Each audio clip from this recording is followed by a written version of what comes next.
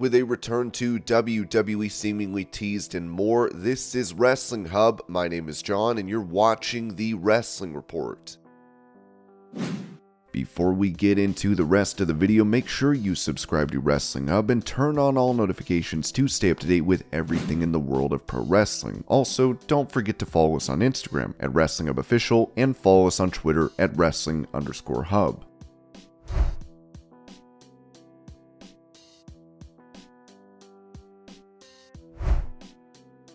Going over a possible plan for Karl Anderson despite the absence of his tag team partner Luke Gallows from WWE. It was said that Luke Gallows went out of action in September with a knee injury. The big man in the OC is injured, and that brings a few questions about the stable during his absence. After all, WWE has used Ivar as a singles competitor in recent memory after Raymond Rowe was injured. Ringside News reached out to ask about the OC's current booking with Luke Gallows' injury. We were told that Karl Anderson is not discussed as a singles competitor during this time. Right now, there is no timetable available for Luke Gallows' in-ring return because it's too early to tell. Karl Anderson's last match was a loss to Jimmy Uso on SmackDown in September. He hasn't wrestled for the company since then, so the Good Brothers may get the same amount of time off.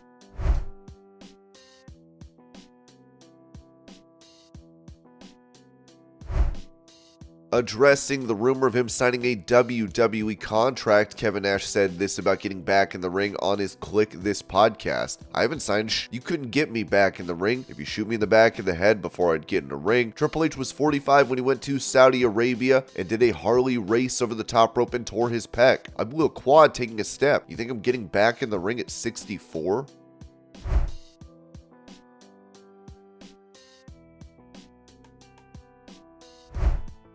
Reviewing the recent post that AEW President Tony Khan has made on X, calling out WWE, The Undertaker, John Cena, and even taking shots at fans. Jim Cornette said this about it on his Drive-Thru podcast. He's on Cage Match and he's on Twitter. He just fired his biggest star, CM Punk, but he got another one to replace him, Edge, and he's about to make his TV debut on a show that's gonna get its ass kicked in the ratings, and he's got time to do this? I can tell you with some level of certainty from having experienced it, when you've got all kinds of stress and a lot of pissing you off, sometimes it's one of the most minor little things that just sends you bubbling right over the top of pissed off hill into violence valley. And then you either, since Tony's not a violent person, you either lash out with a baseball bat or you get on Twitter, I guess. But it could be a little thing on top of a whole mountain of bigger things. But he may need rest, confinement, treatment, counseling, chemicals, some of these things.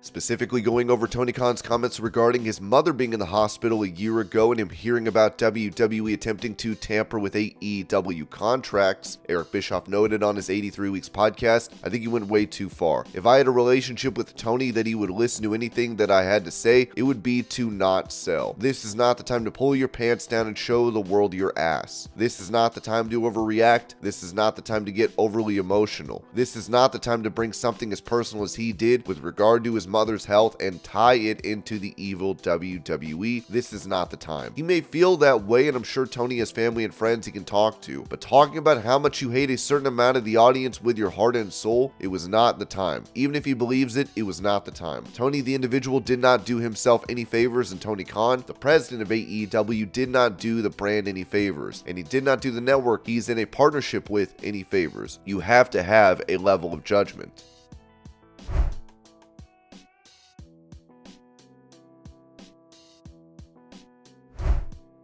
Staying on the topic of WWE allegedly previously tampering with the contracts of certain AEW stars, Fightful said this about it. I can tell you the two situations that Khan took it personally, one of which was Swerve Strickland, who signed a multi-year deal on pay-per-view for a Hit Row reunion. He, I believe, preferred WWE or WWE's talent relations person to his lawyer. Then there was the other instance when Tony Khan's mother was in the hospital, and while his mother was in the hospital, it became abundantly clear that WWE had tampered and spoken to William Regal. They offered him a new role that they already had prepared, so that's why he took it personal for those.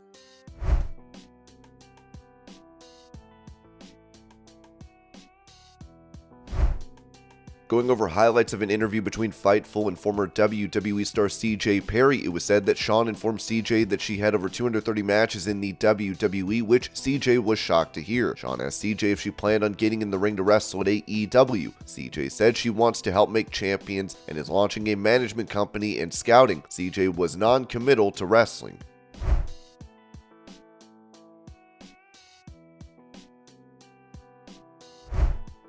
Giving advice to Adam Cole when it comes to his partnership with MJF, Wardlow simply told Cole to turn on him, saying to Sports Nightly, pull the trigger before he does.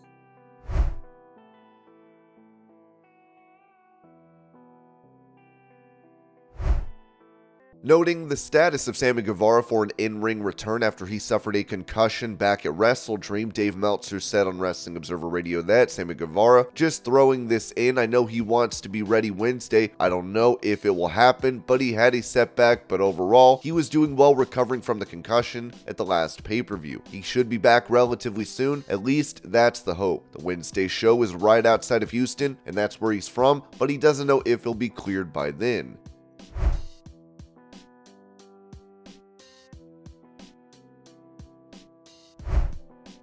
Recalling his time as a producer for WWE, Kurt Angle said on his podcast, "Yes, Mark Carrano called me. Hey, we're going to let you go. Actually, I wasn't that into my job. I was a producer. I was killing time. I knew that if they were going to do cuts, I would be the first one let go because they were paying me a lot of money, more money than other producers. I knew that if they were going to do cuts and they were going to let go of someone, I'd be the first. I didn't put much time into it. I really didn't. I should have been a lot more passionate about it."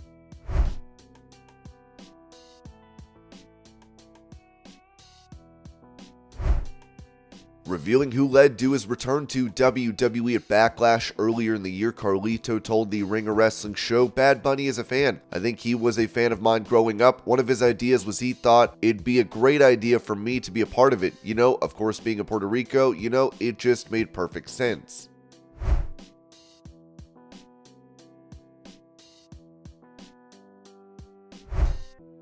Speaking about how his arm is feeling after breaking it in a match against Okada, Bryan Danielson said this to Sports Nightly, "It's doing okay. I think by continually wrestling on it, I'm slowing it down from healing 100%. Us older wrestlers like to say we never anticipated being 100% ever again, so I think that's kind of where I'm at. It's fully functional, I can do pull-ups and I can do all these different sort of things. There's nothing that's going to happen to the bone because they put a rod in it with 9 screws. The dangerous part," the doctor said, "is actually where, if it were to break again, it's easier to break where the rod ends, because the rod itself acts as a fulcrum that it could bend against. But then really, it's like the nerve and muscle damage. Part of that is because I wrestled for 10 minutes with a broken arm, and then part of it is just the work that we do."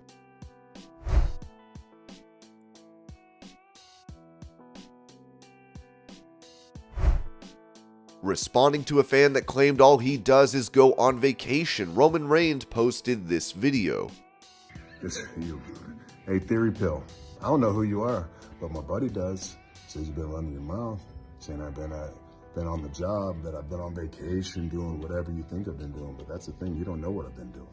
You want to know what I've been doing? I've been in the lab, the movement lab, training my ass off for this night here in Tulsa, because we're going to wreck shop. And guess what? When we're done, we're leaving."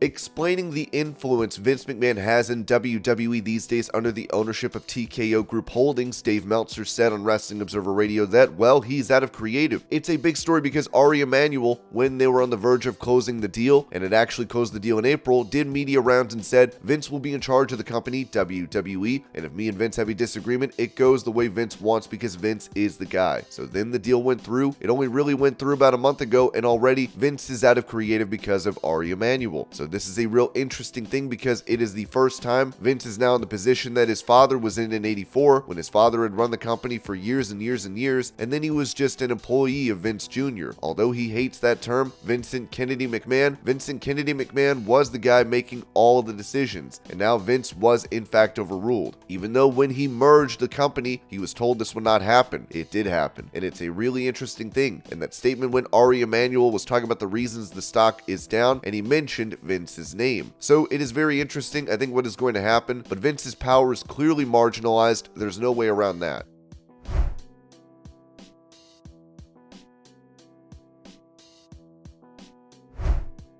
with Davey Boy Smith Jr. previously noting on Instagram that he had to pull out of an MLW title match due to needing an emergency surgery. It was said in an update by F4W Online that Davey Boy Smith Jr. is out of the hospital after surgery to remove part of his colon due to getting appendicitis and diverticulitis at the same time. It was said to be painful as hell. He was in the hospital for 4 days and now he's at home recovering.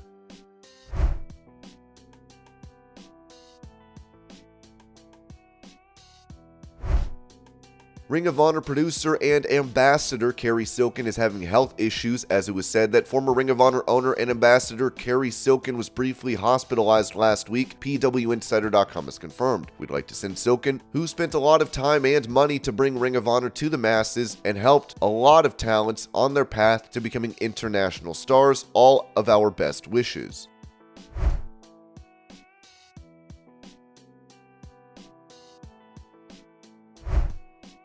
On Instagram, WWE's official account posted a video of Shinsuke Nakamura hitting CM Punk's finishing move, the Go to Sleep, on Raw. The USA Network's account replied to this post, writing "best in the world," which is what CM Punk calls himself. It remains to be seen if Punk will end up making a WWE comeback, as many believe that would most likely take place at Survivor Series in Chicago.